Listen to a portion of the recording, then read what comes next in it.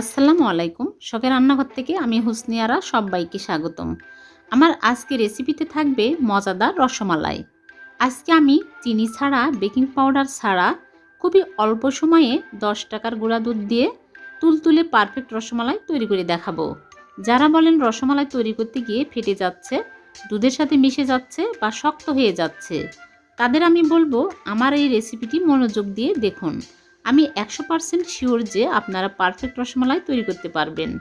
আশা করি আমার আজকের রেসিপিটি সবারই খুব ভালো লাগবে। ভালো লাগলে প্লিজ আমার চ্যানেলটিকে সাবস্ক্রাইব করবেন। তাহলে চলুন মূল পর্বে চলে যাই। গুঁড়া দুধের রসমালাই বানাবো, এজন্য আমি এখানে গুঁড়া দুধের প্যাকেট নিয়েছি স্টারশিপ। এই গুঁড়া দুধের প্যাকেটের দাম ১০ টাকা করে, যে কোনো জায়গায় যে কোনো দোকানে পাওয়া যায়। আমি একটা মিক্সিং বোলে ঢেলে নিচ্ছি। এখানে আমি ৩ প্যাকেট নিয়ে নিচ্ছি। আমি বেকিং পাউডার ছাড়াই আজকে মিষ্টি বানাবো। দিয়ে দিচ্ছি ঘি ১ চামচ। ঘিয়ের পরিবর্তে বাটার গলিয়ে দিতে পারেন, তবে সয়াবিন তেল দিবেন না। সয়াবিন তেল দিলে মিষ্টি ভালো হয় না। এখন ভালো করে ঘষে ঘষে মিক্স করে নিতে হবে। মিক্স করে নেওয়ার পরে আমি এখানে একটা ডিম ভেঙে ভালোভাবে ফেটিয়ে নিয়েছি। অল্প অল্প করে দিব আর ডোটা মেখে নেব। একবারে ঢেলে দিবেন না, অল্প অল্প করে দিতে হবে আর মিক্স করে নিতে হবে। এই ডোটা অনেক স্টিকি হবে, মানে অনেক সফট করে মেখে নিতে হবে, পরে শক্ত হয়ে যায়। দেখুন কতটা নরম হয়েছে। আমার এখানে পুরোটা ডিম লাগেনি, অর্ধেকটা বেঁচে গেছে। ডোটা পারফেক্ট হলে মিষ্টিও পারফেক্ট হয়। আমি কাছে থেকে দেখাচ্ছি কতটা নরম হয়েছে, পরে শক্ত হয়ে যাবে। ডিমটা বেঁচে গেছে। আমি এখন ঢেকে রেখে দিচ্ছি ৫ মিনিট। এদিকে মালাই তৈরি করে নিব। এজন্য চুলায় প্যানে দিয়েছি ৩ কাপ লিকুইড দুধ। আমি এখানে গরুর দুধ নিয়েছি, আপনারা যে কোনো দুধ নিতে পারেন। পাউডার দুধ নিলে পানিতে মিক্স করে নিতে পারেন। দিয়ে দিচ্ছি ৩টে এলাচ মুখ ফাটিয়ে, আর দিয়ে দিচ্ছি পানি ১ কাপ। দুধটা অনেক ঘন, পাতলা হলে মিষ্টিগুলো ভালোভাবে কুক হবে। এজন্য আমি ১ কাপ পানি দিয়ে দিলাম। বলক হতে থাকুক, সেই ফাঁকে আমি মিষ্টিগুলো বানিয়ে নিব। ফিরে আসলাম ৫ মিনিট পর। ডোটা অনেক শক্ত হয়ে গেছে, দেখুন হাতে লেগে আসছে না। এখন আমি মিষ্টিগুলো বানিয়ে নেব। হাতে ঘি লাগিয়ে অল্প অল্প করে নিয়ে গোল করে তারপর লম্বা শেপ দিয়ে নেব।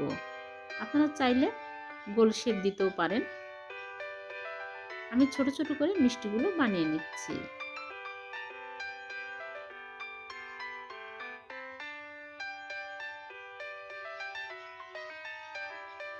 সবগুলো মিষ্টি আমি এইরকম করে বানিয়ে নেব। সবগুলো মিষ্টি আমার বানানো হয়ে গেছে। এখন আমি এগুলো মালাইয়ের মধ্যে দিব। দুধের ভালোভাবে বলক উঠে গেছে। এখন আমি মিষ্টিগুলো একটা একটা করে দিয়ে দিচ্ছি। চুলার আঁচটা প্রথম থেকে শেষ পর্যন্ত হাই হিটে রাখতে হবে, কমানো বাড়ানো যাবে না। মিষ্টিগুলো সব দিয়ে ঢেকে রেখে দেব ৫ মিনিট। ৫ মিনিটের মধ্যে ঢাকনা একবারও খুলব না। যখনই বলক উঠে পড়ে যেতে লাগবে, তখন ঢাকনা একটু ফাঁক করে দিয়ে আবারও ঢেকে দিতে হবে, এই রকম করে।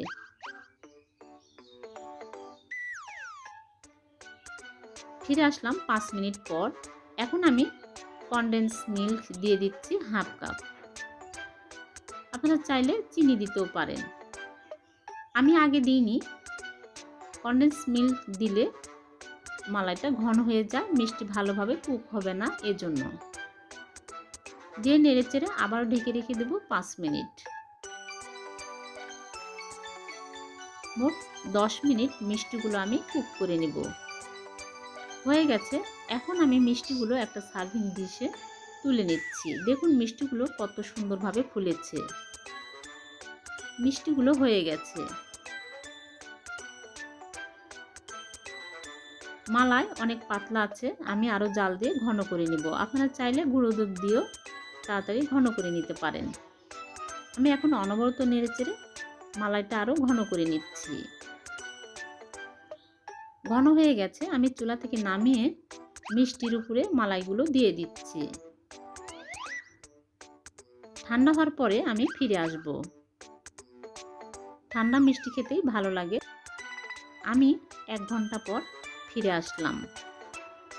এখন মিষ্টিগুলো তুলে আপনাদেরকে দেখাচ্ছি কতটা পারফেক্ট হয়েছে। শক্ত হয়নি, ভেঙেও যায়নি। দেখুন কতটা নরম হয়েছে। আমি কেটে দেখাচ্ছি। বেকিং পাউডার ছাড়াই মিষ্টিগুলো অনেক সুন্দরভাবে ফুলে গেছে। আশা করি আমার আজকের রেসিপি সবারই খুব ভালো লেগেছে। ভালো লাগলে লাইক, কমেন্ট, শেয়ার করবেন। আর এরকম নতুন নতুন রেসিপি পেতে আমার চ্যানেলটিকে সাবস্ক্রাইব করে রাখবেন। আবার দেখা হবে নতুন কোনো রেসিপিতে। সে পর্যন্ত ভালো থাকবেন। আল্লাহ হাফেজ।